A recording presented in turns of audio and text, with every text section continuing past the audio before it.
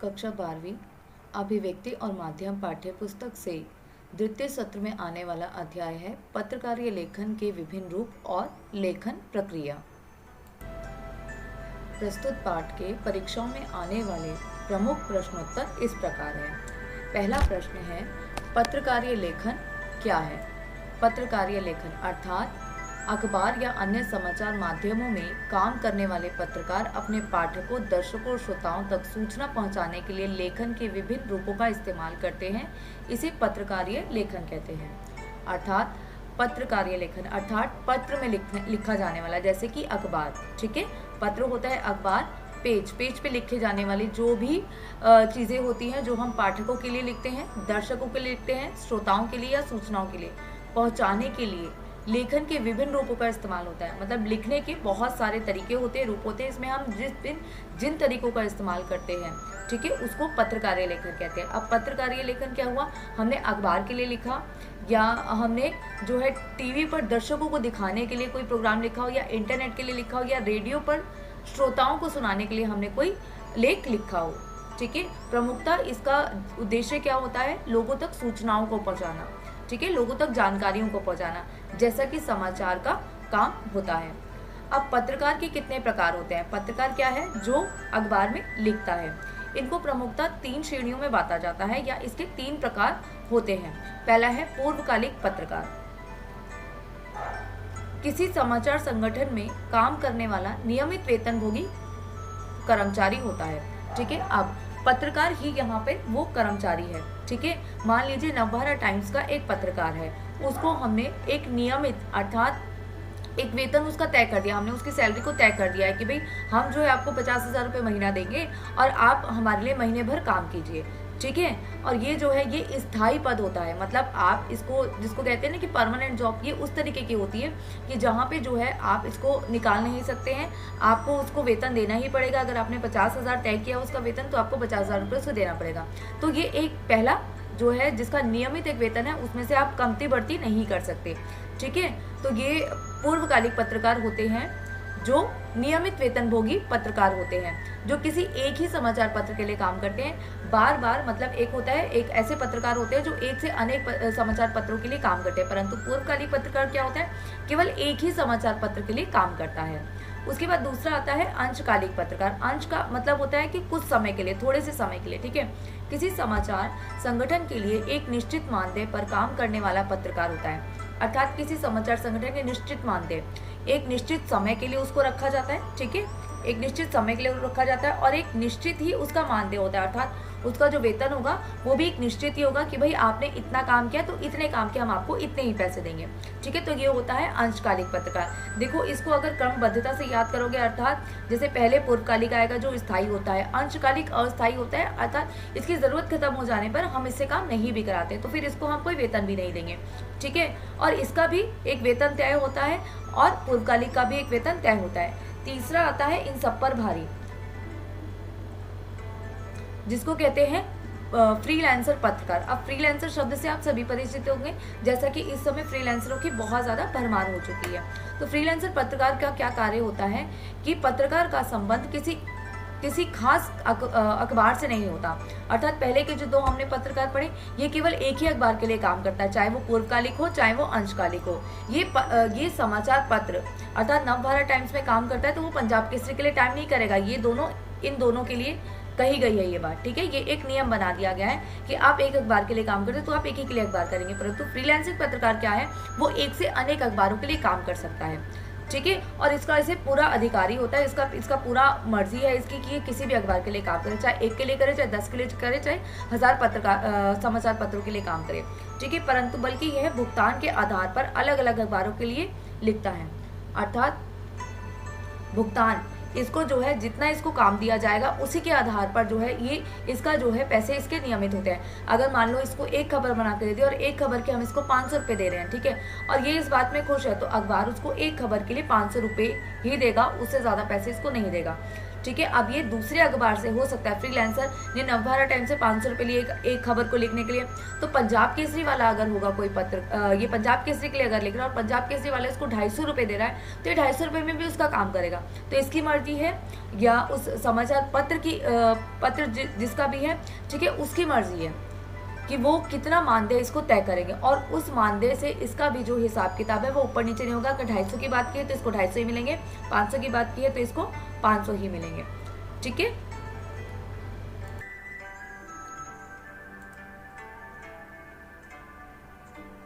पत्रकारीय लेखन साहित्यिक सृजनात्मक लेखन से किस प्रकार भिन्न है? अब यहाँ पे दो प्रकार के लेखन है, एक है पत्रकारीय लेखन, साहित्यिक लेखन और सृजनात्मक लेखन, ठीक है। पत्रकारीय लेखन क्या है? जिसमें हम अखबार समाचारों के लिए लिखते हैं। साहित्यिक लेखन क्या है? जो हमारी साहित्यिक विधाएं हैं, जैसे कहानी, उपन्यास, नाटक, कविताएं, ठीक है। सृजनात्मक लेखन क्या है? इसको हम क्रिएटिव राइटिंग कहते हैं, जैसे कि आपने निबंध लिखा, पत्र लिखा, आलेख लिखा, फीचर लिखा, संवाद शैली लिखी, ठीक है। तो ये सारे सृजनात्मक लेखन के अंदर आते हैं। अब इन तीनों के अंदर क्या ये तीनों एक दूसरे से अलग है, इनमें क्या भिन्नता है, ये सब यहाँ पे बताया जाएगा। सबसे पहले पत्रकारीय लेखन का संबंध और दायरा समसामयिक होता है, वास्तविक घटनाओं, समस्याओं के मुद्दों से होता है। देखो, सबसे पहले हम पढ़ रहे हैं पत्रकारीय लेखन। तो पत्रकारीय लेखन के अंदर क्या है? देखो, वास्तविक घटनाएं, जैसे कि अखबार, समाचार, इसको आप सीधा का सीधा आप समझोगे समाचार से, ठीक है। हम समाचार की बात कर रहे हैं इसके अंदर कि समाचार लेखन में क्या होता है। तो हम क्या करते हैं? वास्तविक घटनाओं के ऊपर, समस्याओं के ऊपर, मुद्दों के ऊपर जितनी भी तरीके के विचार प्रस्तुत करते हैं, या हम कोई भी खबर बता रहे हैं, कोई घटना यहाँ पे घट गई उसके बारे में बता रहे हैं, तो ये सारे के सारे जो लिखना होता है, इसको हम पत्रकारीय लेखन कहते हैं। उसके बाद आता है दूसरे नंबर पे साहित्यिक लेखन। तो साहित्यिक लेखन के अंदर क्या है? जैसे आपने आपकी जो किताब है, अंतर अंतराल आपकी किताब है, ठीक है, इसके अंदर जो भी कहानी लिखी है, किसी भी कहानी का अंश है, कोई कविता है, कोई गीत है, ये सारी की सारी चीज़ें साहित्यिक लेखन है। तो ये किसी सत्य घटना पे आधारित हो भी सकती हैं और काल्पनिक भी हो सकती हैं। और ये जैसे आपको पता है कि अखबार में जो भी कुछ छापा जाता है वो तत्कालीन घटनाओं के ऊपर छापा जाता है, परंतु साहित्य के अंदर आप जैसा मर्जी कुछ भी छाप सकते हो, वो लेखक की अपनी मर्जी है, ठीक है। पत्रकारिता का दायरा जो है वो सीमित होता है। यहाँ पे बताया गया ना कि इसका दायरा जो है समसामयिक होता है, अर्थात सीमित होता है कि हमें इन्हीं लिमिटेड चीज़ों के ऊपर लिखना है, परंतु साहित्य जो है वो हमारा विस्तृत है। इसमें आप जहाँ से चाहें, जैसे चाहें, दुनिया के किसी भी कोने के बारे, किसी भी चीज़ के बारे में हम लिख सकते हैं। फिर आता है सृजनात्मक लेखन। सृजनात्मक लेखन के अंदर अखबार से संबंधित कुछ तथ्य भी आते हैं और साहित्य से संबंधित भी कुछ आते हैं, ठीक है। इस सृजनात्मक लेखन का मतलब क्या है कि आप अपने विचारों को, अपनी कल्पनाओं को किस तरीके से आप जो है लेख के अंदर उतार सकते हो। यह अनिवार्य रूप से तत्कालिक और अपने पाठकों की रुचि और जरूरतों को ध्यान में रखकर किए जाने वाले लेखन है। साहित्यिक रचनात्मक लेखन में लेखक को काफी छूट होती है, अर्थात पत्रकारीय लेखन साहित्यिक लेखन से कुछ अलग होता है।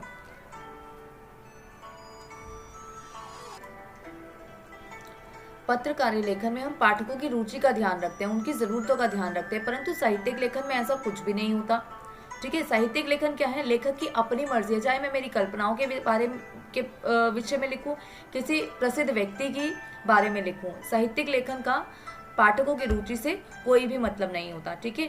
उसके बाद सृजनात्मक लेखन है। सृजनात्मक लेखन कैसे है कि इसके अंदर भी जो है आप अपने विचारों को प्रस्तुत तो कर सकते हैं, परंतु उसका भी एक दायरा होता है। जैसे आपको निबंध आता है कभी परीक्षाओं में लिखने के लिए, तो आपको विषय बता दिया जाता है और आप उसके प्रति अपने सारे के सारे विचारों को प्रकट करते हो।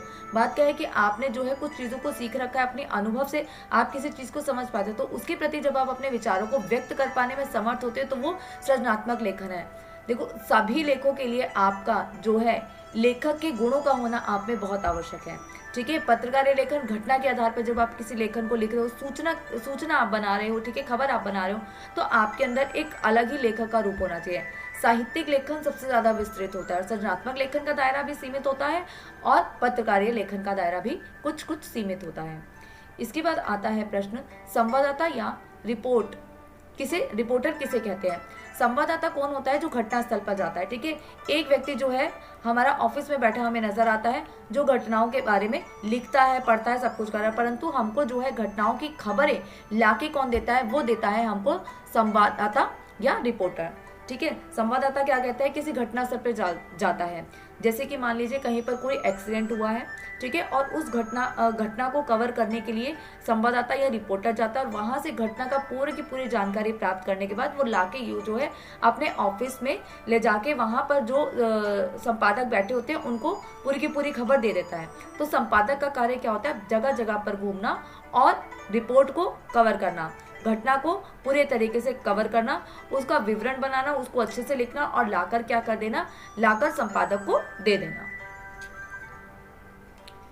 इसके बाद प्रश्न उठा है, उल्टा पिरामिड शैली का प्रयोग कब से शुरू हुआ? तो 19वीं सदी के मध्य से, 19वीं सदी के मध्य से उल्टा पिरामिड शैली का प्रयोग किया। उल्टा पिरामिड शैली क्या है, जिसके अंदर आप इसको 3 हिस्सों में बांटते हैं और सबसे प्रमुख तथ्य को हम सबसे पहले लिखते हैं, उसे कम महत्वपूर्ण तथ्य दूसरे में आता है और तीसरे में आता है जो बिल्कुल ही दोनों तथ्यों से बहुत कम महत्व रखता हो। ठीक है, इसमें पहला जो होता है इंट्रो होता है, दूसरे में आता है हमारा बॉडी और तीसरे में आता है समापन। इस पिरामिड शैली को अपनाने का उद्देश्य क्या रहा होगा कि भाई सबसे इम्पोर्टेंट जो खबर है, सबसे महत्वपूर्ण जानकारी है, वो हमने सबसे पहले देनी है। अगर हम कोई भी खबर लिख रहे हैं तो उसमें सबसे पहले हम सबसे महत्वपूर्ण खबर को लिखते हैं। क्यों? क्योंकि भाई पाठकों के पास, दर्शकों के पास इतना समय नहीं होता कि पूरी की पूरी खबर का कच्चा चिट्ठा पढ़ डालें। हमें क्या है, कुछ पाठक कैसे होते हैं, कुछ दर्शक कैसे होते हैं हमारे कि भाई सही सटीक एक खबर बता दो सब कम समय में, ताकि हमारा समय भी व्यर्थ ना हो और हमें जो है जानकारी भी प्राप्त होता है। इसलिए जो समापन वाला हिस्सा होता है ना, आखिरी हिस्सा, इसको अगर आवश्यकता ना पड़े या समय की कमी हो, स्थान की कमी हो, जिस जगह पर हम जो है खबर को लिख रहे हैं, तो इस तथ्य को हम निकाल फेंक भी देते हैं, मतलब इसको हम हटा देते हैं। ठीक है, और ऊपर के महत्वपूर्ण दोनों ही तथ्यों को हम खबर के अंदर हिस्सा दे देते हैं। समाचार लेखन के ककार, बहुत ज़्यादा जो है महत्वपूर्ण प्रश्न है ये कि 6 ककार क्या है। समाचार लिखने के ये 6 ककार होते हैं जिनको यही उल्टा पिरामिड शैली के अंदर ही लिखा जाता है। ठीक है, जब भी कोई खबर बनाई जाती है तो पहले तो हमने ये देखा कि इसको उल्टा पिरामिड शैली में हम लिखेंगे। ठीक है, उल्टा पिरामिड शैली में ही हम यहाँ पे क्या, कब, कहाँ, क्यों, कहाँ, किसके साथ हुआ, ठीक है, ये सारे तथ्य हम डाल देते हैं और ये सारे के सारे तथ्य ऊपर के 2 चरणों के अंदर ही आ जाएंगे, तीसरे चरण के अंदर नहीं आएंगे, क्योंकि ये बता दिया गया आपको पहले कि भाई तीसरे चरण की अगर आवश्यकता नहीं होती है, ज़्यादा खबर लंबी बढ़ जाती है, समय की कमी होती है, स्थान की कमी होती है, तो हम इस हिस्से को काट देते हैं। तो इसलिए ये सारे के सारे ककार जो हैं क शब्द से सारे के सारे शुरू होते हैं। इसको याद करने का ये तरीका है कि क शब्द से सारे के सारे प्रश्नवाचक जो भी शब्द हैं वो सारे के सारे इन दोनों ही हिस्सों के अंदर आ जाएंगे। ठीक है, तो इस तरीके से हम खबर लिखते हैं कि कहाँ घटना हुई, कैसे हुई, कब हुई, किसके साथ हुई, ये सारे के सारे ककारों को समाचार लेखन के अंदर हिस्सा दिया जाता है। इसके बाद इससे ही एक और प्रश्न उठता है कि समाचार में ककारों का क्या महत्व है। ठीक है, अब ये समाचार के ककार हैं, क्या घटना हुई, कैसे हुई, कब हुई, तो इसके बारे में जान लेते हैं कि समाचार के मुखड़े, इंट्रो, यानी ये पहला हिस्सा है, मुखड़ा पिरामिड का पहला हिस्सा। ठीक है, तो पहले हिस्से में क्या है कि समाचार के मुखड़े, इंट्रो, यानी पहले पैराग्राफ का शुरुआती 2-3 पंक्तियों में आमतौर पर 3-4 ककारों का आधार बनाकर खबर लिखी जाती है। मतलब 3-4 जो ककार हैं उनको हम आधार बनाते हैं, जैसे क्या, कौन, कब और कहाँ। ये 4 ककार जो हैं इनको हम पहले ही पैराग्राफ में लिखते हैं और 5-6 पंक्तियों में हम इसमें बता देते हैं कि घटना क्या है, कौन किसके साथ हुई है घटना, कब हुई है और कहाँ हुई है। ये सारी की सारी चीज़ें हम शुरू में ही बता देते हैं। ठीक है, ताकि पाठक और दर्शक, श्रोता को जो है खबर की सटीक जानकारी बिल्कुल जल्दी से मिल जाए। इसके बाद समाचार की बॉडी आती है, अर्थात उल्टा पिरामिड का दूसरा हिस्सा आता है। में समापन के पहले काफ़ी बाकी के 2 ककार आ जाते हैं। ठीक है, जैसे कैसे और क्यों ये घटनाएं हुई, तो 6 के 6 ककार आ गए। हमने उन 6 के 6 ककारों को पहले उल्टा पिरामिड के पहले हिस्से और दूसरे हिस्से में ही ले लिया कि घटना कैसे हुई और क्यों घटी घटना का जवाब दिया जाता है। इस तरह 6 ककारों के आधार पर समाचार तैयार होता है। इसमें से पहले 4 ककार क्या, कौन, कब और कहाँ सूचनात्मक और तथ्यों पर आधारित होते हैं, जबकि बाकी 2 ककारक कैसे और क्यों में विवरणात्मक, व्याख्यात्मक और विश्लेषणात्मक पहलुओं पर जोर दिया जाता है। अर्थात देखो, सीधी सीधी बात तो हमने कह दी, इसको हम सूचनात्मक तथ्यों पर आधारित मानते हैं। मतलब क्यों, कौन और कब, ये तो छोटी छोटी सी बात है कि क्या घटना हुई, कौन था उसके अंदर, कब घटना हुई और कहाँ हुई, ये सीधा सीधा एक एक शब्द के अंदर या एक एक वाक्य के अंदर हम बड़ी आसानी से बताते हैं। परंतु कैसे और क्या घटना घटी है, जब हम इनके बारे में बताते हैं तो इसके अंदर हमें विवरणात्मक शैली का, व्याख्यात्मक शैली का और विश्लेषणात्मक शैली का या पहलू पर जोर दिया जाता है। मतलब आपको बहुत अच्छे से इसको एक्सप्लेन करना पड़ेगा, ठीक है, कि कैसे घटना घटी है, पूरी घटना का ब्यौरा हम इसके अंदर देंगे। उसके बाद घटना क्यों घटी, आखिर घटना घटने के क्या कारण रहे हैं, इन सबको बहुत अच्छे से आप एक्सप्लेन करते हो, जो हमारा आता है दूसरे तथ्य के अंदर उल्टा पिरामिड के। अगला बहुत महत्वपूर्ण प्रश्न आता है, 3 अंक में ये पूछा जा सकता है, फीचर क्या है और इसका क्या उद्देश्य होता है। तो फीचर क्या है, फीचर भी एक तरीके की एक रिपोर्ट होती है जिसको हम कथात्मक शैली में लिखते हैं, अर्थात कथात्मक शैली का अर्थ हो गया उल्टा पिरामिड शैली, ठीक है, कथात्मक शैली में लिखी जाती है। फीचर को सुव्यवस्थित, सृजनात्मक और आत्मनिष्ठ लेखन होता है। सुव्यवस्थित है, एक तरीका हमने बना दिया है कि फीचर को हम इस तरीके से लिखेंगे। ये सृजनात्मक लेखन है, अर्थात क्रिएटिव राइटिंग के अंदर ये आता है, ठीक है, क्रिएटिव होना चाहिए। दूसरा आता है आत्मनिष्ठ, जो भी फीचर लेखक होता है ना, वो आत्मनिष्ठ होना चाहिए, अपने ऊपर उसको पूरा भरोसा होना चाहिए कि भाई जो मैं खबर लिख रहा हूँ बिल्कुल सटीक है, बिल्कुल सही है, ठीक है, उसके ऊपर उसे खुद ही डाउट नहीं होगा कभी भी। जिसका उद्देश्य पाठकों तक सूचनाएं देना, उनको शिक्षित करना। देखो इसका क्या उद्देश्य है, फीचर का पाठकों को सूचना देते हैं, हम उनको शिक्षित करते हैं और उनका मनोरंजन करते हैं, तो ये फीचर का उद्देश्य है। अब फीचर के कितने प्रकार होते हैं, तो फीचर कई प्रकार के हो सकते हैं, समाचार, बैकग्राउंड फीचर, खोज परक फीचर, साक्षात्कार फीचर, जीवन शैली फीचर, रूपात्मक फीचर, व्यक्तिगत फीचर, यात्रा फीचर और विशेष कार्य फीचर। अब देखो फीचर है, अखबार से संबंधित कोई भी रिपोर्ट अगर हम लिखते हैं तो उसके अंदर हम उल्टा पिरामिड शैली का प्रयोग करते हैं, परंतु एक फीचर ही ऐसा है जिसके अंदर हम सीधा पिरामिड शैली का प्रयोग करते हैं, अर्थात इसी को हम सीधा पिरामिड शैली को ही कथात्मक शैली करते हैं कि किसी भी घटना का, किसी भी सूचना को अगर हम बताना चाहते हैं तो हम उसके लिए क्या करेंगे, एक कहानी के रूप में हम उसको लिखेंगे, ठीक है, कथात्मक शैली है, अर्थात एक कहानी के रूप में हम जो है फीचर को तैयार करेंगे। और इसकी एक और प्रमुख विशेषता क्या आ जाती है कि जब भी हम किसी फीचर को हम बनाते हैं, लिखते हैं, तो हम उसके अंदर ग्राफिक्स का प्रयोग करते हैं, हम उसके अंदर किसी न किसी चित्र को जरूर बनाएंगे, ठीक है, बिना चित्र के, बिना ग्राफिक या बिना पाई चार्ट के आपका फीचर जो है वो हमेशा अधूरा रहेगा। तो फीचर के अंदर क्या है, जब भी आपसे फीचर की परिभाषा पूछी जाती है तो आप बताओगे कि फीचर को लिखा हम कैसे जाता है, हम कथात्मक शैली में इसको लिखते हैं। ये एक सुव्यवस्थित, सृजनात्मक और आत्मनिष्ठ लेख है। इसका जो उद्देश्य है वो क्या है, सूचना देना, शिक्षित करना और मनोरंजन करना। और साथ ही इसके अंदर जो है हम क्या करेंगे, हम इसके अंदर ग्राफिक का, चित्रों का आदि का प्रयोग हम जरूर करेंगे। फीचर के यहाँ पे क्षेत्र और प्रकार बता दिए गए हैं, ठीक है। आगे आते हैं फीचर की विशेषता के ऊपर। फीचर की शैली कथात्मक शैली की तरह ही होती है, इसका आकार रिपोर्ट से बड़ा होता है, इसका आकार रिपोर्ट से बड़ा होता है। अब ये क्या है, फीचर लेखन है, ठीक है, रिपोर्ट अर्थात समाचार, समाचार से इसका आकार बड़ा होता है। देखो समाचार क्या है, समाचार की संख्या जो है कम भी हो सकती है, छोटी भी हो सकती है। मतलब आप मान लो कि 100 से 150 शब्दों में हमने एक जो है खबर को तैयार कर दिया, परंतु फीचर जो है इसकी शब्द संख्या बहुत ज्यादा होती है, मतलब 250 से 2000 के लगभग जो है हम फीचर की जो है शब्द संख्या को समझ सकते हैं। और इसको अच्छे से रोचक फीचर के साथ, अर्थात हमें एक अच्छा और रोचक फीचर बनाना है जिससे पाठक प्रभावित हो सके, तो इसके लिए हम फोटो, रेखांकन या ग्राफिक्स का जो है प्रयोग करते हैं, या इनका होना फीचर के अंदर अनिवार्य होता है। फीचर के शब्दों की अधिकतम सीमा नहीं होती, अधिकतम सीमा नहीं होती, मतलब हमने इसको कम से कम तो डाल दिया कि हमने क्या बता दिया कि भाई 200 से 250 शब्द से तो होना ही चाहिए, परंतु इसकी कोई अधिकतम सीमा नहीं है। मतलब ज़्यादातर हम इस फीचर को जो है बहुत अधिक शब्द सीमा तक ले जा सकते हैं। और फीचर बोझिल नहीं होते, फीचर बोझिल नहीं होते, मतलब इसको समझना जो है वो कठिन नहीं होता पाठकों के लिए, क्योंकि हम इसके अंदर बहुत ही सरल सहज भाषा का प्रयोग करते हैं और बहुत ही आसानी से तथ्यों को जो है पाठकों के समक्ष रखते हैं। तो ये सारे गुण भी जो है फीचर लेखक के पाठक के अंदर होने बहुत जरूरी है। अगला प्रश्न आता है जो कम से कम 3 अंक के अंदर जरूर ही पूछा जाता है कि ये फीचर तथा समाचार पत्र में क्या अंतर है। अब देखो समाचारों का ही एक हिस्सा फीचर होता है, ठीक है, परंतु दोनों में कुछ अंतर है। जैसा कि पहला अंतर मैं यहीं पे बना देती हूँ कि पहला अंतर तो यहाँ पर आता है उल्टा पिरामिड। समाचार को हम उल्टा पिरामिड में लिखते हैं और फीचर को हम सीधा पिरामिड में लिखते हैं। सबसे पहला तो अंतर यही है, ठीक है। उसके बाद हम इसको बताते हैं कि समाचार का कार्य पाठकों को सूचना देना होता है। समाचार का कार्य केवल एक है कि हम पाठकों को सूचना दे रहे हैं, परंतु फीचर का क्या कार्य है, फीचर क्या करता है, एक सुव्यवस्थित, सृजनात्मक और आत्मनिष्ठ लेखन है, ठीक है, मतलब ये और भी कार्य करते हैं। और इसका उद्देश्य क्या है? इसका उद्देश्य पाठकों को ताज़ी घटनाओं से अवगत कराना है, अर्थात ताज़ी घटनाओं के बारे में हम समाचारों में बताते हैं। अगर घटना पुरानी होगी तो लोगों को पहले ही पता चल जाएगा, और घटना जो है, घटना में जो पाठकों को, दर्शकों को, श्रोताओं को ज़्यादा रुचि नहीं रहेगी। परंतु फीचर क्या है? फीचर का उद्देश्य क्या होता है? लोगों को सूचना देना, और ये बहुत ज़्यादा पुरानी तो नहीं, परंतु ताज़ी से थोड़ी कम जो है पुरानी हो तो भी चल जाती है।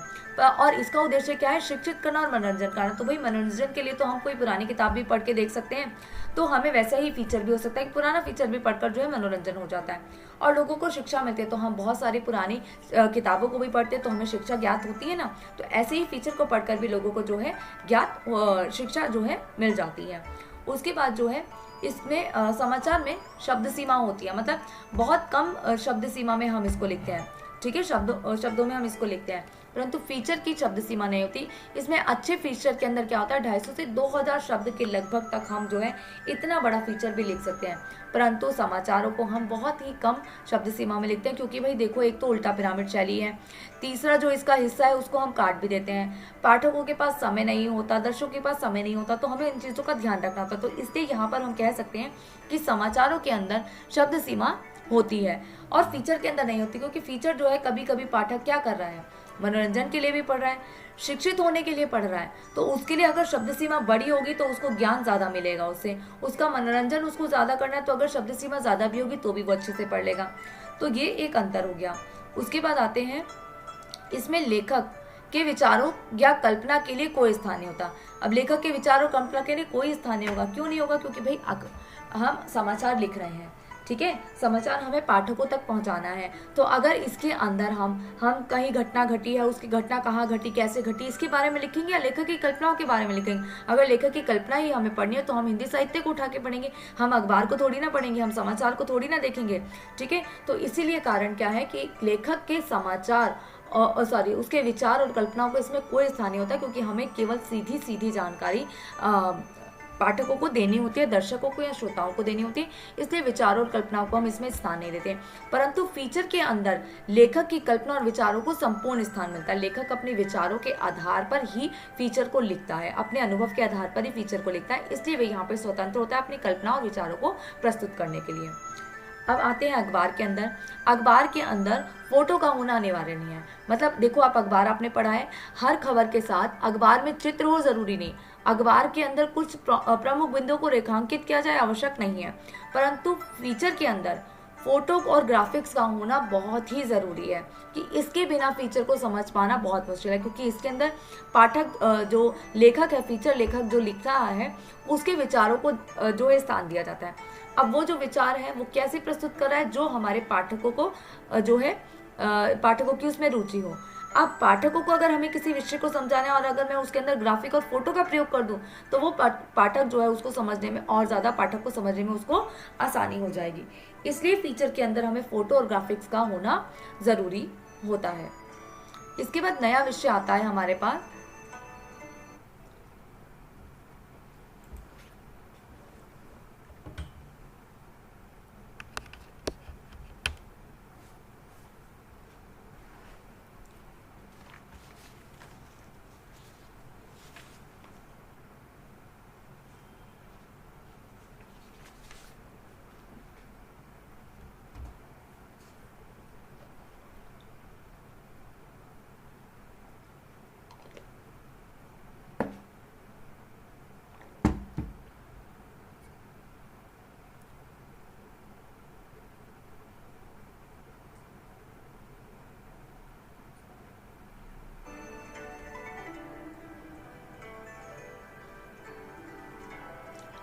विशेष रिपोर्ट क्या है?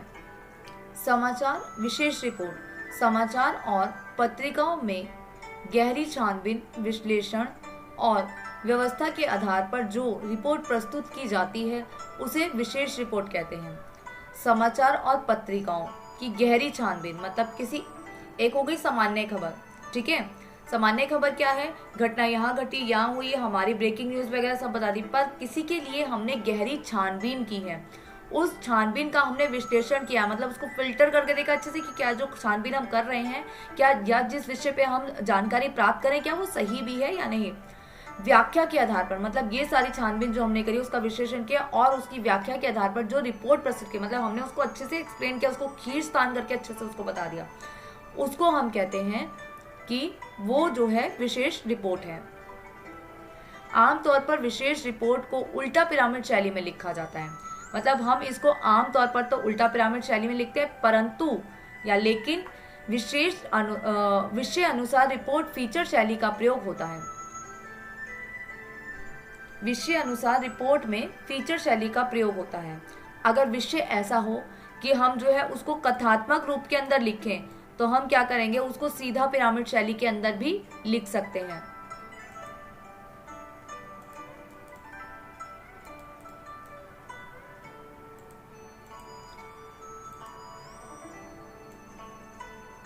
अगर मेरे को सीधी सीधी सटीक खबर बतानी है तो मैं उल्टा पिरामिड शैली का प्रयोग कर लूं, परंतु किसी खबर को कहानी रूप में ही मैं बता सकूं तो हम उसके अंदर फीचर शैली या कथात्मक शैली का भी प्रयोग करते हैं।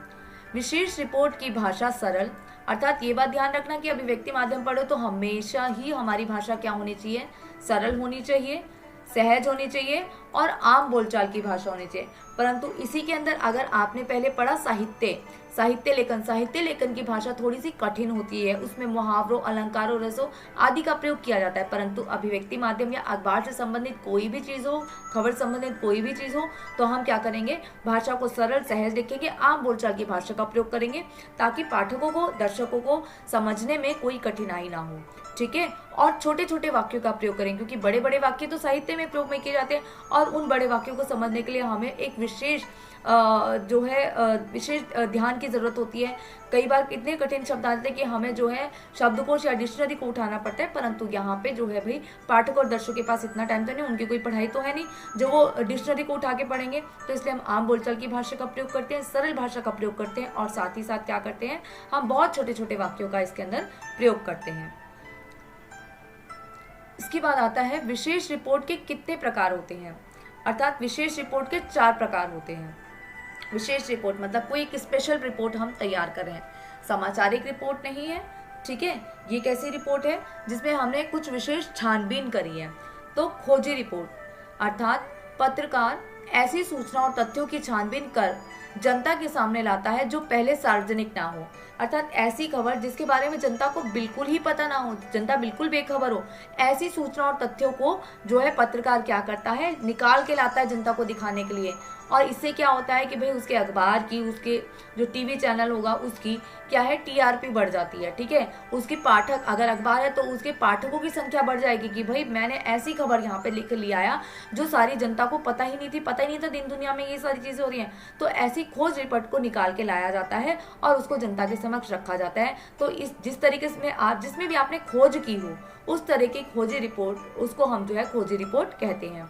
उसके बाद आता है इन डेप्थ रिपोर्ट, सार्वजनिक रूप से प्राप्त तथ्यों, सूचनाओं और आंकड़ों की गहरी छानबीन की जाती है, महत्वपूर्ण पहलुओं को सामने लाया जाता है। अब एक सार्वजनिक रूप से प्राप्त तथ्यों, एक जो है हमें सामान्यता मतलब बड़ी आसानी से हमें कुछ तथ्य प्राप्त हो गए किसी खबर के, ठीक है, जो हमें सीधा साफ साफ हमें दिख रहा है कि भाई ये खबर है। अब उस खबर के पीछे अगर मेरे को पढ़ना है और मैं उसकी तह तक जा रहा हूँ तो वो होगा इन डेप्थ रिपोर्ट। ठीक है, हम क्या कर रहे हैं, एक खबर, यहाँ पे मुझे कोई भी खबर नहीं मिली है परंतु मैंने उसे खुद सोचा समझा और उसकी छानबीन कर ली। यहाँ पर क्या है इन डेप्थ रिपोर्ट के अंदर कि भाई मेरे को एक सूचना मिल गई परंतु मैंने उस सूचना का पीछा नहीं छोड़ा, मैं उसकी गहराई में खुद चला गया। ठीक है, तो ऐसी सूचनाओं और आंकड़ों की गहरी छानबीन को करना जो होता है वो इन डेप्थ रिपोर्ट कहलाता है और इसमें महत्वपूर्ण पहलुओं को सामने लाया जाता है। ठीक है, उसके बाद आता है विश्लेषणात्मक रिपोर्ट, अर्थात विश्लेषण करके हमने अच्छी तरह से किसी रिपोर्ट को तैयार किया है। घटना या समस्या से जुड़े विश्लेषण और व्याख्या की जाती है। घटना और समस्या से जुड़े, अब जैसे मान लो कोई खबर है, कोई घटना घटी है, ठीक है, उस घटना से जुड़े जितने भी हमें, जिनको भी मतलब अच्छे से एक्सप्लेन करके हमें अच्छे से उसके सारे के सारे पहलुओं को अगर मेरे को सामने लाना है, उसकी व्याख्या करने, एक तरीके से आप पंक्तियों की व्याख्या करते थे ना कविता के अंदर, तो वैसे ही यही है कि उसकी मैंने एक एक शब्द की, एक घटना के एक एक पहलू की, एक एक बिंदु की हमने अच्छे से व्याख्या करके उसको जनता के सामने प्रस्तुत किया है, तो वो विश्लेषणात्मक रिपोर्ट है। जैसे कि आप देखो खबर जब टीवी पर अगर कोई खबर दिखाई जाती है तो हमें लगता है ना कि कई बार एक ही बात को बार बार रिपीटे जा रहे हैं और जो है उस खबर को अलग अलग तरीके से हमें दिखाने की कोशिश कर रहे हैं, तो वो जो रिपोर्ट होगी वो विश्लेषणात्मक रिपोर्ट होगी। उसके बाद आता है विवरणात्मक रिपोर्ट। विवरणात्मक रिपोर्ट क्या है? समस्या का विस्तृत विवरण, अर्थात विस्तृत विवरण। हमने उसका एक भी पहलू नहीं छोड़ा, एक एक हिस्से को हमने निकाला और उसका विवरण दे दिया, अच्छे से उसके बारे में भी हमने एक्सप्लेन कर दिया। अब देखो यहाँ पे आपको ये शब्द जो है विश्लेषणात्मक, विवरणात्मक, व्याख्या और विवरण, ये सारे एक दूसरे से जुड़े हुए हैं।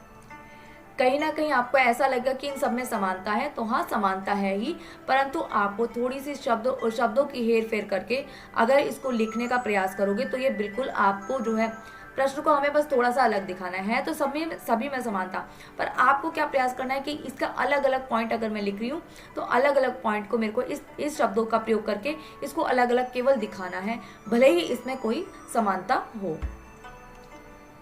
अगला आता है विचार परक लेखन क्या है। अखबारों में संपादकीय पृष्ठ पर प्रकाशित होने वाले संपादकीय अग्रलेख, टिप्पणियां आदि विचार परक पत्र लेखन में आती हैं। अब विचार परक लेखन का क्या है? सबसे पहली बात कि जो आपको किसी विचार पर छोड़ दे, ठीक है, पहली बात तो ये हो गई। अब अखबारों में एक अखबार होता है, ठीक है, अब इस अखबार के अंदर क्या होता है? एक संपादकीय पृष्ठ होता है, एक पूरा का पूरा पेज हमने किसको दे रखा है? संपादकों को दे रखा है, जिसको हम कहते हैं संपादकीय पृष्ठ। इस पृष्ठ के ऊपर क्या है? देखो बाकी सब पृष्ठों पर जो है खबरें छपी हैं, जॉब निकली हुई है, मनोरंजन का हमें पेज मिल गया, सब कुछ मिल गया, परंतु पूरे के पूरे अखबार का एक पूरा का पूरा पेज हमने संपादकों को दे रखा है। वो संपादक ही उसके अंदर लिखते हैं, मतलब यहाँ पे जो भी खबर इस अखबार के पृष्ठ के ऊपर लिखी जाएगी ना, वो सारी की सारी एक संपादक जो है लिखता है। इसमें कई सारे संपादक होते हैं, जिसमें से कुछ एक पर तो संपादक का नाम लिखा होता है और कुछ एक पर संपादक का नाम नहीं लिखा होता। इस पर क्या होता है कि पाठक इसके अंदर जो भी इस पृष्ठ के ऊपर जो भी खबरें लिखी है ना, अलग अलग संपादकों ने लिखी है, बहुत सारे संपादक है हमारे पास, सबने जो है लिख रखे है, तो वो खबरों में क्या बताया जाता है? इसके अंदर जो है लेखक जो है अपने विचार परक अपने जो भी विचार परक विषय होते हैं उस पर अपने विचारों को प्रस्तुत करता है, ठीक है, उस पर अपनी टिप्पणी करता है। वो बताता है कि भाई ये तथ्य जो है सही है भी या नहीं। मान लो किसी पॉलिटिशियंस के बारे में आप लिखो, किसी मंत्री के बारे में जो है जो यहाँ पे संपादक है वो अपने विचारों को प्रस्तुत करना चाहता है, तो उसको कैसा लगता है कि इस मंत्री ने कैसा कैसा काम किया, वो विचार जो ये हमारे बुद्धिजीवी वर्ग होते हैं हमारे समाज के, ठीक है, ये जो संपादक है उनको हम बुद्धिजीवी वर्ग के अंदर रखते हैं क्योंकि वो बहुत ज़्यादा समझ रखते हैं हर चीज़ की। तो यहाँ पे वो क्या करते हैं, उसके बारे में सारी जानकारी को प्राप्त करते हैं, उस पर अपने विचार, अपने अनुभव के आधार पर अपने विचारों को यहाँ पे अखबार के अंदर लिख देते हैं, ठीक है। तो यही जो है संपादकीय पृष्ठ के ऊपर लिखा जाता है, जिसपे बहुत सारे संपादक लिखते हैं। कुछ का नाम यहाँ पे मेंशन किया जाता है, कुछ का नाम यहाँ पे संपादक का लिखा नहीं जाता, ठीक है। ना लिखने का क्या कारण होता है? कई बार उनकी सेफ्टी के लिए, संपादकों की सेफ्टी के लिए होता है, और कई बार जो है हम ये भी मान सकते हैं कि भाई पाठकों को कई बार नाम देखकर क्या होता है कि भाई इसका एक दो बार होता है कि भाई हमें किसी संपादक की जो है खबर ज़्यादा अच्छी नहीं लगी, मुझे उसके विचार अच्छे नहीं लगे, तो तीसरी बार मैं उसके विचारों को नहीं पढ़ने वाला। और अगर मैंने उसका नाम अगर वहाँ पे नहीं लिखा और उसके विचार मेरे को तीसरी बार में अच्छे लगे और वहाँ पे नाम नहीं है, तो भाई ये अच्छी बात है कि हम उसको पढ़ रहे हैं, पाठक वर्ग उसको पढ़ रहा है, तो ये अखबार के लिए अच्छा होता है, ठीक है। अब आगे आता है संपादकीय लेखन क्या है। तो संपादकीय लेखन क्या है? एक ये लेख है जो हमने संपादक ने लिखा है, ठीक है। एक विचार परक लेखन बताया जो संपादकीय पृष्ठ पर लिखा था, इसी पृष्ठ के बारे में ही बताया गया संपादकीय लेखन, ठीक है। अब संपादकीय को अखबार की आवाज़ माना जाता है। जो भी एक संपादक होता है ना, उसको हम जो है क्या मानते हैं? एक अखबार की आवाज़ मानते हैं। क्यों मानते हैं हम संपादकीय को उसकी अखबार की आवाज़? क्योंकि संपादकीय क्या करता है, इतने अच्छे विचार प्रस्तुत कर देता है, अपने विचार इस तरीके से रखता है कि पाठकों को उसको जानकर जो है अच्छा लगता है, ठीक है। अब पाठक को अगर उस विचार को जानकर अच्छा लग रहा है तो क्या हो रहा है कि वो उस पर अमल करना चाहता है, उसको उसके विचार अच्छे लग रहे हैं, ठीक है। तो इसलिए जो है वो अखबार की आवाज़ बन जाता है।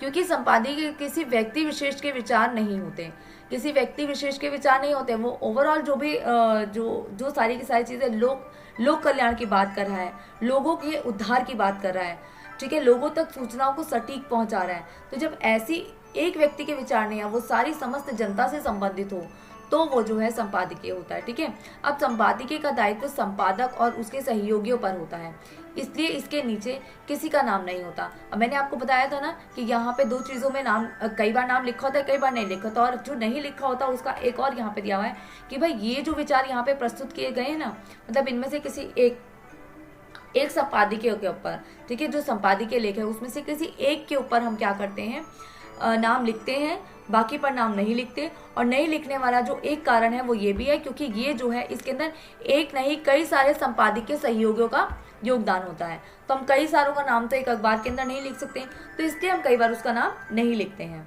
ठीक है, संपादकीय के जरिए अखबार किसी घटना या मुद्दे पर अपनी राय प्रकट करता है। इसमें अखबार क्यों लिखा गया है, अखबार किसी घटना पर अपनी राय प्रस्तुत करता है क्योंकि इस अखबार में जितने भी सहयोगी, जितने भी संपादक हैं, वो सबके मतलब एक ग्रुप के लिए काम किया गया है। एक विषय के ऊपर जो जितने भी संपादक थे उस विषय के ऊपर बैठे और उस पर अपने विचार प्रस्तुत किए, तो उसके अंदर वो सहयोगी हैं, सारे के सारे सहयोगी हैं, तो उसका वो सहयोगी उस अखबार के है ना, तो इसलिए हम उसको कहते हैं कि अखबार की किसी घटना, मतलब अखबार ने क्या किया है कि किसी घटना या मुद्दे पर अपनी राय को प्रकट किया है, तो उन्हीं सहयोगियों को हम अखबार कह रहे हैं। फिर आता है स्तंभ लेखन।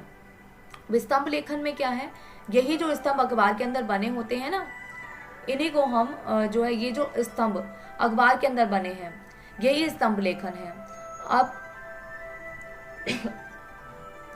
कुछ लेखन अपने वैचारिक रुझान और लेखन शैली के लिए जाने जाते हैं। ऐसे लेखकों की लोकप्रियता देखकर समाचार पत्र उन्हें एक नियमित स्तंभ देने का जिम्मा देती है। स्तंभ का विषय चुनने का एवं विचार व्यक्त करने का लेखक को पूर्ण छूट होती है।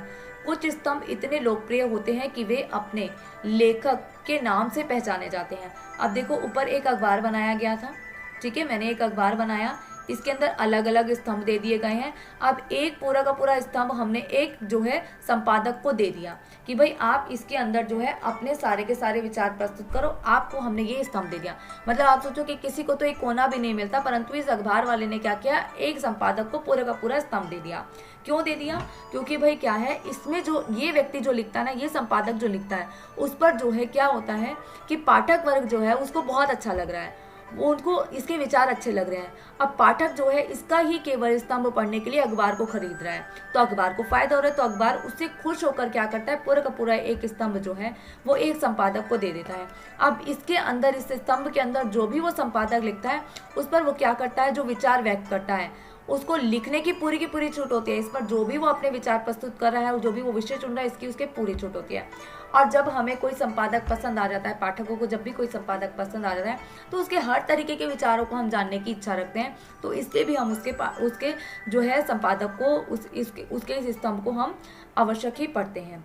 और ये जो स्तंभ है वो इसी स्तंभ के ऊपर जो है उस पाठक का नाम भी जरूर होता है। तो जब कोई पाठक अखबार को पलटेगा ना, तो क्या ढूंढेगा कि ये संपादकीय पृष्ठ पर आएगा, उस संपादक के ही स्तंभ पर सीधी नजर डालेगा। अब देखो स्तंभ तो बहुत सारे हैं, पर पाठक अगर रोज उसका स्तंभ पढ़ रहा है तो वो सीधा पेज को पलट कर क्या करेगा, उसी स्तंभ पर नजर मारेगा और उसका नाम देखेगा कि यही है ना वो संपादक जिसको मुझे पढ़ना है, और उसका संपादकीय लेख को वो पढ़ डालेगा।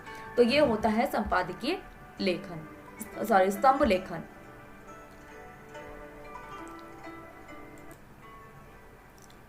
संपादक के नाम पत्र से आप क्या समझते हैं? संपादक के नाम पत्र, अब इस विषय से आप सभी परिचित हैं क्योंकि संपादक के नाम पत्र आपने बहुत बार लिखा होगा। ठीक है, हम क्या करते हैं, एक अखबार के संपादक को पत्र लिखते हैं और उस पत्र के अंदर हम क्या बताते हैं कि भाई यहाँ पे हमको क्या है, कोई समस्या है, कोई घटना घटी है जिसके विषय में जो है आप बताना चाहते हैं संपादक को। और क्या कहते हैं हम संपादक से कि भाई इस विषय पर जिस पे भी उसने वो समस्या एक पत्र के अंदर लिखते हैं ना, संपादक के अंदर जो आप अभी तक लिखते आए हो, तो उस समस्या पर जो है क्या करे, संपादक जो है ध्यान दे, जनता को इस विषय में बताएं और जो है संपादक जो है क्या करता है, उस विषय पर जो है अपने विचार अखबार के अंदर प्रस्तुत करता है। क्योंकि हमारे पास, हम पाठकों के पास जो है कोई जरिया नहीं है कि हम सारी की सारी जनता को जो है अपने विचार प्रस्तुत कर सके, हम बता सके कि भाई यहाँ पे ये सारी समस्या हो रही है, इसकी तरफ सरकार ध्यान नहीं दे रही है या इसकी तरफ सरकार को ध्यान दिया जाना चाहिए। तो हम क्या करते हैं, हम मीडिया का सहारा लेते हैं, हम अखबार का सहारा लेते हैं। तो हम अखबार के संपादक को पत्र लिखते हैं और पत्र लिखकर हम जो है अपनी समस्या को वहाँ पे प्रस्तुत कर देते हैं। ठीक है, तो यही है संपादक के नाम पत्र जो पाठक लिखता है। यह स्तंभ जनमत को प्रतिबिंबित करता है, यह स्तंभ जनमत को प्रतिबिंबित करता है, अर्थात ये जनता का स्तंभ है। जनता क्या करती है, जनता ही लिखती है, जनता ही पाठक है और जनता ही संपादक को जो है पत्र लिखती है। यह अखबार का एक स्थायी स्तंभ होता है, ये भी अखबार का एक स्थायी स्तंभ होता है, अर्थात अखबार के अंदर एक स्तंभ इसका होता है जिसमें संपादक के नाम पत्र के विषय में लिखा जाता है। ठीक है, अब ये जो पत्र है इसमें हम दो तरीके से लिखते हैं। एक तो हम क्या लिखते हैं, संपादक को जब हम पत्र लिखते हैं अर्थात पाठक जब पत्र लिखता है तो वो क्या कहता है कि भाई इस अखबार के, आप अपने अखबार के अंदर या तो मेरे पत्र को स्थान दे दो या इस विषय में आप अपने अखबार के अंदर छापो।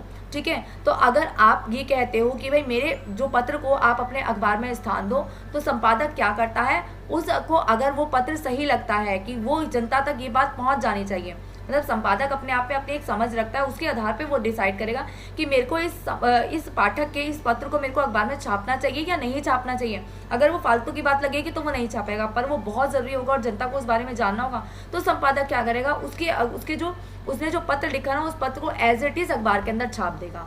ठीक है, दूसरा क्या तरीका होता है कि संपादक उसके प्रति अपनी छानबीन करेगा, अपने विचार जो है बनाएगा, अपने अनुभव के आधार पर एक रिपोर्ट तैयार करेगा और फिर उसके बाद वो जो है अपने इसी स्तंभ के अंदर उस विषय के विचार में लिखेगा जो पाठक ने जो पत्र लिखा है ना, उसी से संबंधित अपने विचार जो है वो यहाँ पे प्रस्तुत करेगा। ठीक है, तो ये दो तरीके हो गए। तो इसके लिए क्या बताया गया कि मेरे को अखबार का जो है एक स्थायी स्तंभ, हमने इसको दे दिया संपादक के पत्रों को। ठीक है, संपादक के नाम जो पाठक पत्र लिखते हैं ना, उस विषय में जो है एक स्तंभ यहाँ पर हमको दिया गया है, जिसके जरिए पाठक विभिन्न मुद्दों पर अपनी राय प्रकट करता है। अब इस स्तंभ के अंदर क्या है, पाठक की ही राय है, क्योंकि पाठक ने क्या किया है, पाठक ने संपादक को पत्र लिखा था और उस पत्र का जो है संपादक किस तरीके से प्रयोग करा, या तो उस पत्र को वैसा ही छाप दिया या उसने उस पत्र के विषय में, उस पत्र के अंदर जो भी विषय लिखे थे उसके विषय पर अपने विचार यहाँ पे प्रस्तुत किए हैं। तो ये हो गया हमारा संपादक जो पाठक के मुद्दों पर जो है अपनी राय यहाँ पर प्रस्तुत की जाती है और जन समस्याओं को भी उठाते हैं, अर्थात जनता की समस्या जो है उस पर भी जो है यहाँ पर जो पाठक ने जो समस्याएं बताई ना संपादक को कि भाई जनता की ये समस्या है, उन समस्या को भी इसी स्तंभ के अंदर जो है स्थान दिया जाता है। अगला प्रश्न आता है, संपादक के नाम पत्र कौन और क्यों लिखता है? बहुत सरल है, संपादक के नाम पत्र पाठक लिखता है। पाठक अर्थात समाचार खरीद कर पढ़ने वाले जो लोग होते हैं वो पाठक वर्ग कहलाते हैं। ठीक है, तो संपादक के नाम पत्र कौन लिखता है? पाठक। जिसने अखबार को पढ़ा है वो ही जो है अखबार को, संपादक को पत्र लिख रहा है विभिन्न मुद्दों पर अपनी राय प्रकट करने के लिए तथा जन समस्याओं को उठाने के लिए, अर्थात किसी विषय पर कोई भी घटना घटी हो, या भाई आपको पता है बहुत आसान तरीका होता है कि भाई कोई किसी मंत्री के बारे में, ठीक है, किसी नए नियम कानून के बारे में जनता अपनी राय प्रकट करना चाहती है, जो अखबार को पढ़ने वाली जनता है वो पाठक वर्ग क्या करता है, संपादक को पत्र लिखता है। ठीक है, और क्या होता है कि अगर वो किसी समस्या से जूझ रहा है जिसकी तरफ सरकार का और समाचार का, मीडिया का ध्यान नहीं गया हो, उन समस्याओं को जो है वो यहाँ पर लिखकर जो है संपादक को देता है। तो संपादक के नाम पत्र पाठक लिखता है और जिसके अंदर वो क्या लिखता है, पत्र के अंदर वो क्या लिख के देता है, विभिन्न मुद्दों पर अपनी राय प्रकट करता है और जन समस्या के मुद्दों को उठाने की बात करता है। ठीक है, उसके बाद आता है अगला प्रश्न, साक्षात्कार से आप क्या समझते हैं? साक्षात्कार का अर्थ क्या होता है? इंटरव्यू। ठीक है, तो साक्षात्कार क्या है? आप देखो, इंटरव्यू हमें कई सारे विषयों पर लेने पड़ जाते हैं। किसी अभिनेता का आप इंटरव्यू ले रहे हो, किसी मंत्री का आप इंटरव्यू ले रहे हो। ठीक है, तो साक्षात्कार का और इस इंटरव्यू का क्या होता है, यहाँ पे लिखा गया है साक्षात्कार का एक स्पष्ट मकसद होता है, मतलब कोई एक उद्देश्य है उसका और उसका एक ढांचा है, अर्थात एक उद्देश्य के साथ मैंने उसका ढांचा बना रखा है कि भाई मैंने जाके किसी का अगर इंटरव्यू लेना है तो मैंने उससे इस तरीके के प्रश्न पूछे, मतलब कोई एक विषय पहले ही तय है। ठीक है, मान लो आप किसी अभिनेता का इंटरव्यू लेने जा रहे हो तो आप उसका इंटरव्यू उसके जीवन पर लेने जा रहे हो या आप उसकी किसी नई आने वाली फिल्म के ऊपर लेना चाह रहे हो। ठीक है, तो अगर हम किसी फिल्म के ऊपर उसका इंटरव्यू लेना चाह रहे हैं तो हम उसकी एक दो फिल्मों की तुलना उसकी नई फिल्म से करने वाले होंगे, तो इस तरीके से हम उसके प्रश्न तैयार करेंगे, उसका अनुभव हम जानेंगे कि इस फिल्म की शूटिंग के दौरान आपको कैसा लगा, आपने कैसा अनुभव किया, अन्य पिक्चरों से ये वाली पिक्चर आपकी अलग क्यों है, तो उसका हम जो है एक ढांचा तैयार करते हैं, अर्थात साक्षात्कार लेने वाला जो है, ठीक है, जो उसका इंटरव्यू लेने जाएगा वो उसका एक ढांचा तैयार करेगा। एक सफल साक्षात्कार के लिए, साक्षात्कार अर्थात इंटरव्यू लेने वाला जो है वो क्या करता है, उसके अंदर क्या होना आवश्यक है, केवल ज्ञान नहीं, मतलब वो उसको ज्ञानी होना तो चाहिए, साथ ही उसको संवेदनशील भी होना चाहिए। ठीक है, संवेदनशील अर्थात भावनाओं में उसको कंट्रोल होना चाहिए अपनी भावनाओं के ऊपर, ठीक है। जैसे उसको गुस्सा आ रहा है, उसको हंसी आ रही है किसी बात को सुन के, तो अपनी भावनाओं को थोड़ा सा जो है दबा के रखे। कूटनीति, उसके अंदर जो है क्या होना चाहिए कि भाई जो तथ्य हो सकता है सामने वाला जिसका आप इंटरव्यू ले रहे हो वो आपसे कुछ झूठ बोल रहा हो, तो आपको घुमा फिरा के उससे ऐसे प्रश्न पूछने हैं कि वो सच खुद ही अपने मुंह से उगल दे। तो इस तरीके की कूटनीति आपके अंदर होनी चाहिए। आपके अंदर धैर्य होना चाहिए। मान लो आपने कुछ उल्टा सीधा प्रश्न किसी से पूछ लिया और उस व्यक्ति को गुस्सा आ गया, तो क्या होगा? आप भी गुस्सा दिखाओगे? नहीं, आप तो किसी काम से गए हो ना, और आपका काम क्या है? उसका इंटरव्यू लेना, उसका साक्षात्कार करना, ठीक है। तो आप क्या करोगे? आप में धैर्य होना चाहिए, आपको जल्दी से गुस्सा नहीं आना चाहिए, ठीक है। आपके अंदर साहस होना चाहिए, आपके अंदर हिम्मत होनी चाहिए कि वहां पे अगर कोई लड़ाई हो रही है या कुछ आपको उस इंटरव्यू को लेने से रोका जा रहा है, तो आप में हिम्मत होनी चाहिए, ठीक है। और हिम्मत क्या है? सच को सामने लाने की हिम्मत भी आपके अंदर होनी चाहिए। तो ऐसे गुणों का होना बहुत आवश्यक है। अब इसका बहुत अच्छा उदाहरण क्या है हमारे पास? नायक पिक्चर का उदाहरण है, ठीक है। नायक पिक्चर में जब अनिल कपूर इंटरव्यू लेता है, ठीक है, अमरीश पुरी का, तो क्या होता है? वहाँ पे वो मंत्री है और वो हमारा जो है साक्षात्कार बैठा है अनिल कपूर। तो वो जब इंटरव्यू ले रहा होता है तो क्या होता है कि वो इस तरीके के प्रश्न रख देता है कि मंत्री जी फंस जाते हैं। अब मंत्री जी फंस जाते हैं तो मंत्री जी के जो लोग होते हैं वहाँ पे तोड़फोड़ करने लगते हैं। परंतु यहाँ पे क्या है? वो बहुत ही संवेदनशील, बहुत ही धैर्य से और साहस के साथ जो है, जो वहाँ पे अनिल कपूर होता है, जो हमारा साक्षात्कार होता है, वो बड़े ही इन सारे गुणों के साथ जो है इंटरव्यू को कंटिन्यू रखता है। वो बोलना बंद नहीं करता और ना ही वो लाइव टेलीकास्ट को रोकता है। क्यों रोके वो भाई? क्योंकि वो तो सच को सामने लाने के लिए आया है ना, और मीडिया का काम क्या है? सच को सामने लाना, तो फिर वो रुकेगा भी नहीं। तो इसलिए इन गुणों का होना उस व्यक्ति के अंदर अति आवश्यक है।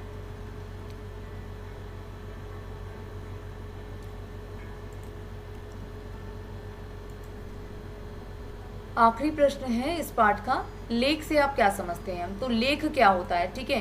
संपादकीय पृष्ठ पर वरिष्ठ पत्रकार, वरिष्ठ अर्थात एक एक्सपीरियंस्ड है, मतलब उसको जो है एक पत्रकार जो है हमारा, ठीक है, उसको हर चीज की नॉलेज है, उसको पता है कि न्यूज को किस तरीके से दिखाया जाना है, ठीक है, और कैसी जनता जो है उस खबर को पसंद करेगी, तो मुझे किन किन तथ्यों को डालना चाहिए। तो एक वरिष्ठ पत्रकार है जिसको जो है खबर बनाने की या लेख लिखने की पूरी जानकारी प्राप्त हो। तो ऐसा एक पत्रकार हमारी टीम के अंदर होता है जिसको हम कहते हैं वरिष्ठ पत्रकार। दूसरा हमारा पत्रकार होता है विषय विशेषज्ञ, अर्थात एक विषय विशेषज्ञ होता है। मान लो आप जो है खेल पर कोई रिपोर्ट तैयार कर रहे हो, ठीक है, तो खेल की सारी जानकारी रखने वाला जो व्यक्ति होगा उसको हम कहेंगे विशेष विशेषज्ञ।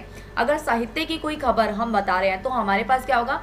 समाचार पत्रों का एक विशेष हमारे पास वरिष्ठ पत्रकार होगा। दूसरा हमारा जो है साहित्य से संबंधित एक जो है विशेषज्ञ होगा जो साहित्य की सारी जानकारी रखता हो। अगर हम खेल की बात करें तो खेल से संबंधित एक हमारा वरिष्ठ पत्रकार होगा मेरी टीम के अंदर, और दूसरा क्या होगा? विषय विशेषज्ञ होगा जो खेल के विषय में सारी जानकारी जिसके पास हो। किसी विषय पर विस्तार से चर्चा करते हैं। अब संपादकीय पृष्ठ पर क्या होता है? जो ये संपादकीय पृष्ठ आपने पहले पढ़ा ना कि हमने जो है संपादकों को एक पूरा का पूरा पेज दे रखा है और इसमें कुछ एक को हमने एक पूरा का पूरा स्तंभ दे दिया कि ये तो पूरा का पूरा आपका स्तंभ है। एक किसी के अंदर संपादकीय पृष्ठ के अंदर एक खबर क्या आती है संपादकीय पृष्ठ के ऊपर, जिसके अंदर वरिष्ठ पत्रकार विशेष विशेषज्ञ किसी एक विषय पर अपने विचार प्रस्तुत करते हैं, चर्चा की तरह विषय को प्रस्तुत करते हैं। इसमें लेखक के विचारों को प्रमुखता दी जाती है, मतलब लेखक अपने विचारों को यहाँ पे रख पाता है। ये नहीं कि भाई ऐसी घटना घटी और हमने सीधी बता दी, वो खबर होगी। पर लेख में क्या होगा? संपादकीय पृष्ठ के अंदर क्या होगा कि लेखक अपने विचारों को स्वतंत्रता पूर्वक रखता है, ठीक है। और इसके अंदर क्या है? चर्चा करते हैं एक वरिष्ठ पत्रकार और एक विषय विशेषज्ञ। ये दोनों मिलकर जो है इस लेख को लिखते हैं, अपने अपने विचार दोनों ही प्रस्तुत करते हैं, ठीक है। किंतु इसमें लेखक तर्कों एवं तथ्यों के जरिए अपनी राय प्रस्तुत कर, मतलब ये बहुत एक अलग चीज है। और क्या करता है कि तर्क देते हैं कि हम ऐसा क्यों कहते हैं, वो तथ्य बताते हैं हमें कि हमने ऐसा क्यों कहा, क्यों किया गया ऐसा, ठीक है। अगर खेल से संबंधित कोई खबर आप तैयार कर रहे हैं, ठीक है, जिसके अंदर मेरा एक वरिष्ठ पत्रकार बैठा है और एक विषय विशेषज्ञ बैठा है, तो खेल से संबंधित सारी जानकारी रखने वाला जो मेरा विशेषज्ञ है वो बताएगा कि भाई ऐसे खेल के अंदर ऐसे चीजें होती है, कुछ साल पहले ये हुआ था, आज ये हुआ, ठीक है। तो वरिष्ठ पत्रकार उससे संबंधित कुछ प्रश्न पूछेगा, वो प्रश्नों का उत्तर जो है जो वरिष्ठ पत्रकार देगा, मतलब एक चर्चा के तरीके से ये खबर जो है लिखी जाती है। अब वो क्या करता है? वो तर्क देगा कि नहीं तब ये होता था और तब ऐसा इसलिए होता था और आज ऐसा इसलिए हो रहा है, इसके प्रति वो अपने विचार देगा। तो दोनों एक दूसरे से बातचीत करते हुए जो है, तर्क वितर्क करते हुए, चर्चा करते हुए जो है इस लेख को लिखेंगे, जो एक ही लेख के अंदर जो है सारे के सारे विचारों को प्रस्तुत करता है।